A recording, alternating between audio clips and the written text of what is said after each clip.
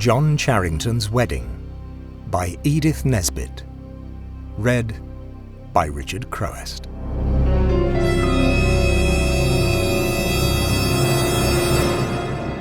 No one ever thought that May Foster would marry John Charrington, but he thought differently, and things which John Charrington intended had a queer way of coming to pass.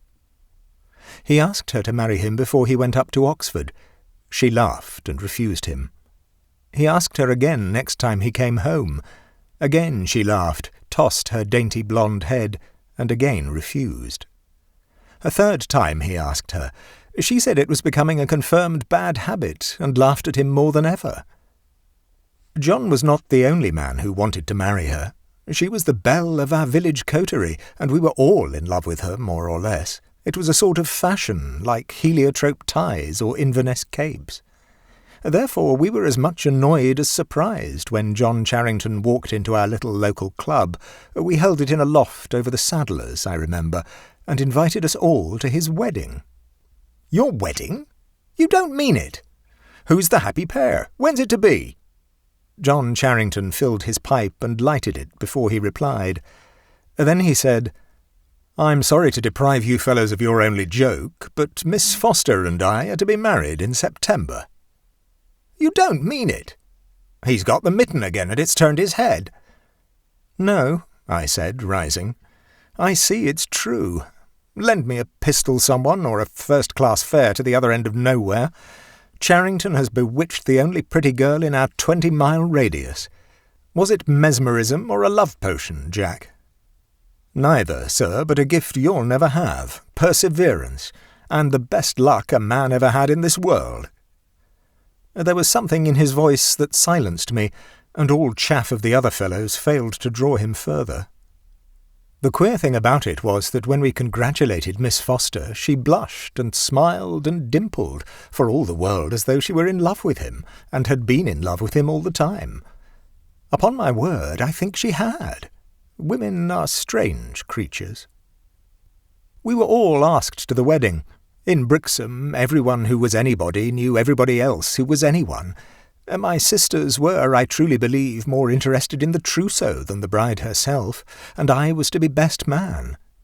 The coming marriage was much canvassed at afternoon tea-tables and at our little club over the saddlers, and the question was always asked, "Does she care for him?" I used to ask that question myself in the early days of their engagement, but after a certain evening in August I never asked it again. I was coming home from the club through the churchyard. Our church is on a time-grown hill, and the turf about it is so thick and soft that one's footsteps are noiseless. I made no sound as I vaulted the low lichened wall and threaded my way between the tombstones. It was at the same instant that I heard John Charrington's voice and saw her.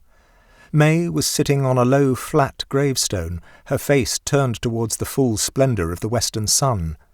Its expression ended, at once and for ever, any question of love for him. It was transfigured to a beauty I should not have believed possible, even to that beautiful little face. John lay at her feet, and it was his voice that broke the stillness of the golden August evening. My dear, I believe I should come back from the dead if you wanted me." I coughed at once to indicate my presence, and passed on into the shadow fully enlightened.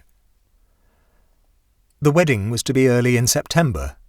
2 days before I had to run up to town on business. The train was late, of course, for we are on the South Eastern, and as I stood grumbling with my watch in my hand, whom should I see but John Charrington and May Foster? They were walking up and down the unfrequented end of the platform, arm in arm, looking into each other's eyes, careless of the sympathetic interest of the porters. Of course, I knew better than to hesitate a moment before burying myself in the booking office, and it was not till the train drew up at the platform that I obtrusively passed the pair with my Gladstone and took the corner in a first-class smoking carriage. I did this with as good an air of not seeing them as I could assume. I pride myself on my discretion, but if John were travelling alone, I wanted his company. I had it. "Hullo, old man," came his cheery voice as he swung his bag into my carriage. "Here's luck. I was expecting a dull journey." "Where are you off to?" I asked, discretion still bidding me turn my eyes away, though I saw without looking that hers were red-rimmed. "To old Branbridge's," he answered, shutting the door and leaning out for a last word with his sweetheart. "Oh, I wish you wouldn't go, John," she was saying in a low, earnest voice. "I feel certain something will happen." "Do you think I should let anything happen to keep me, and the day after tomorrow, our wedding day?" "Don't go," she answered, with a pleading intensity which would have sent my Gladstone onto the platform and me after it. But she wasn't speaking to me. John Charrington was made differently. He rarely changed his opinions, never his resolutions. He only stroked the little ungloved hands that lay on the carriage door. "I must, May. The old boy's been awfully good to me, and now he's dying I must go and see him, but I shall come home in time for—" The rest of the parting was lost in a whisper and in the rattling lurch of the starting train. "You're sure to come?" she spoke as the train moved. "Nothing shall keep me," he answered, and we steamed out. After he had seen the last of the little figure on the platform, he leaned back in his corner and kept silence for a minute. When he spoke, it was to explain that his godfather, whose heir he was, lay dying at Peasmarsh Place, some 50 miles away, and had sent for John, and John had felt bound to go. "I shall be surely back tomorrow," he said, "or if not, the day after, in heaps of time. Thank heaven, one hasn't got to get up in the middle of the night to get married nowadays." "And suppose Mr. Branbridge dies?" "Alive or dead, I mean to be married on Thursday," John answered, lighting a cigar and unfolding the Times. At Peasmarsh station we said good-bye, and he got out, and I saw him ride off. I went on to London, where I stayed the night. When I got home the next afternoon, a very wet one, by the way, my sister greeted me with, "Where's Mr. Charrington?" "Goodness knows," I answered testily. Every man since Cain has resented that kind of question. "I thought you might have heard from him," she went on, "as you're to give him away tomorrow." "Isn't he back?" I asked, for I had confidently expected to find him at home. "No, Geoffrey." My sister Fanny always had a way of jumping to conclusions, especially such conclusions as were least favourable to her fellow creatures. "He has not returned, and what is more, you may depend on it, he won't. You mark my words, there'll be no wedding tomorrow." My sister Fanny has a power of annoying me which no other human being possesses. "You mark my words," I retorted with asperity. "You had better give up making such a thundering idiot of yourself. There'll be more wedding tomorrow than you'll ever take the first part in." A prophecy which, by the way, came true. But though I could snarl confidently to my sister, I did not feel so comfortable when, late that night, I, standing on the doorstep of John's house, heard that he had not returned. I went home gloomily through the rain. Next morning brought a brilliant blue sky, gold sun, and all such softness of air and beauty of cloud as go to make up a perfect day. I woke with a vague feeling of having gone to bed anxious, and of being rather averse to facing that anxiety in the light of full wakefulness. But with my shaving water came a note from John, which relieved my mind and sent me up to the Fosters with a light heart. May was in the garden. I saw her blue gown through the hollyhocks as the lodge gates swung to behind me.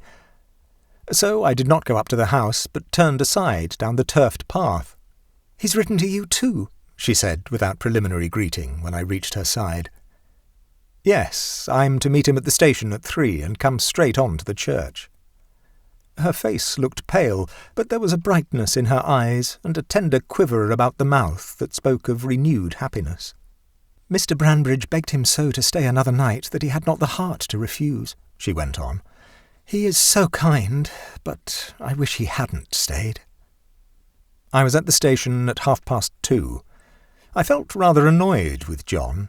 It seemed a sort of slight to the beautiful girl who loved him that he should come, as it were, out of breath, and with the dust of travel upon him, to take her hand, which some of us would have given the best years of our lives to take. But when the 3 o'clock train glided in and glided out again, having brought no passengers to our little station, I was more than annoyed. There was no other train for 35 minutes. I calculated that, with much hurry, we might just get to the church in time for the ceremony. But oh, what a fool to miss that first train! What other man could have done it? That 35 minutes seemed a year as I wandered round the station, reading the advertisements and the timetables and the company's bylaws, and getting more and more angry with John Charrington. This confidence in his own power of getting everything he wanted the minute he wanted it was leading him too far. I hate waiting. Everyone does, but I believe I hate it more than anyone else. The 3:35 was late, of course. I ground my pipe between my teeth and stamped with impatience as I watched the signals. Click. The signal went down. 5 minutes later I flung myself into the carriage that I had brought for John. "Drive to the church," I said as someone shut the door. "Mr. Charrington hasn't come by this train." Anxiety now replaced anger. What had become of the man? Could he have been taken suddenly ill? I had never known him have a day's illness in his life, and even so he might have telegraphed. Some awful accident must have happened to him. The thought that he had played her false never, no, not for a moment, entered my head. Yes, some terrible thing had happened to him, and on me lay the task of telling his bride. I almost wished the carriage would upset and break my head so that someone else might tell her, not I, who... But that's nothing to do with this story. It was 5 minutes to 4 as we drew up at the churchyard gate. A double row of eager onlookers lined the path from Lychgate to Porch. I sprang from the carriage and passed up between them. Our gardener had a good front place near the door. I stopped. "Are they waiting still, Byles?" I asked, simply to gain time, for of course I knew they were by the waiting crowd's attentive attitude. "Waiting, sir? No, sir. Why, it must be over by now." "Over? Then Mr. Charrington's come?" "To the minute, sir.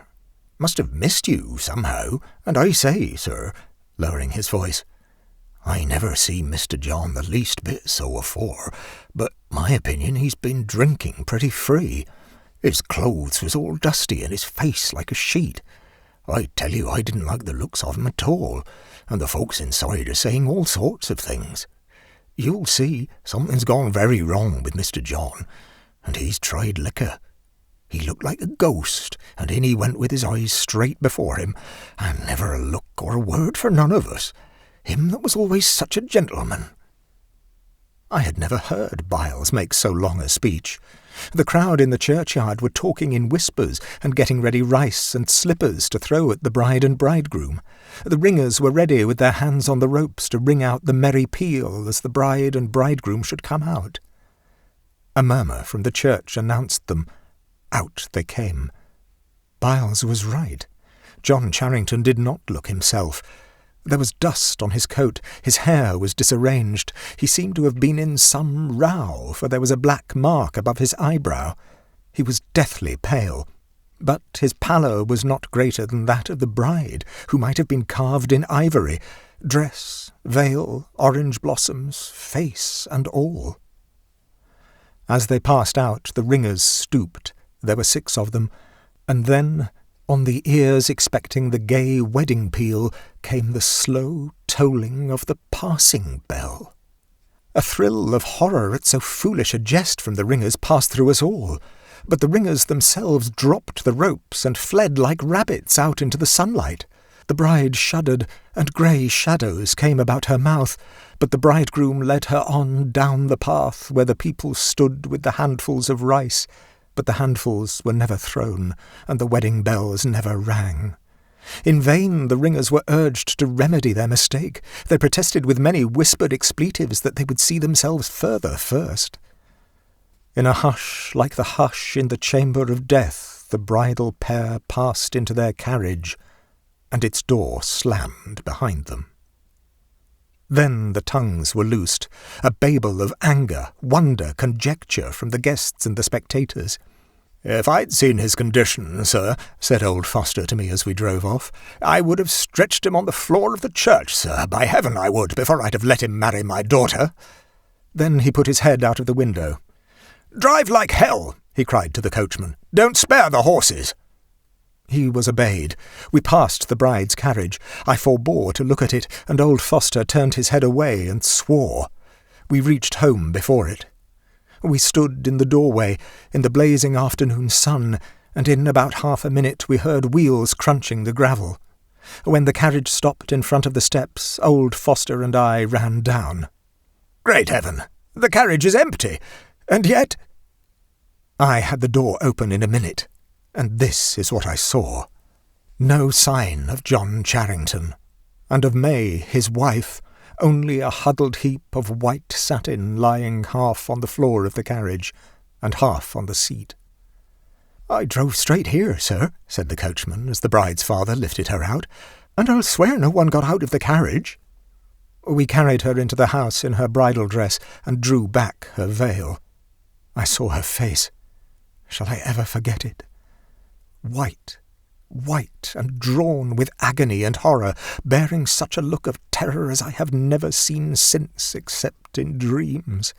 And her hair, her radiant blonde hair, I tell you it was white like snow. As we stood, her father and I, half mad with the horror and mystery of it, a boy came up the avenue, a telegraph boy. They brought the orange envelope to me. I tore it open. John Charrington was thrown from the dog-cart on his way to the station at 1:30. Killed on the spot. Branbridge, Peasmarsh Place.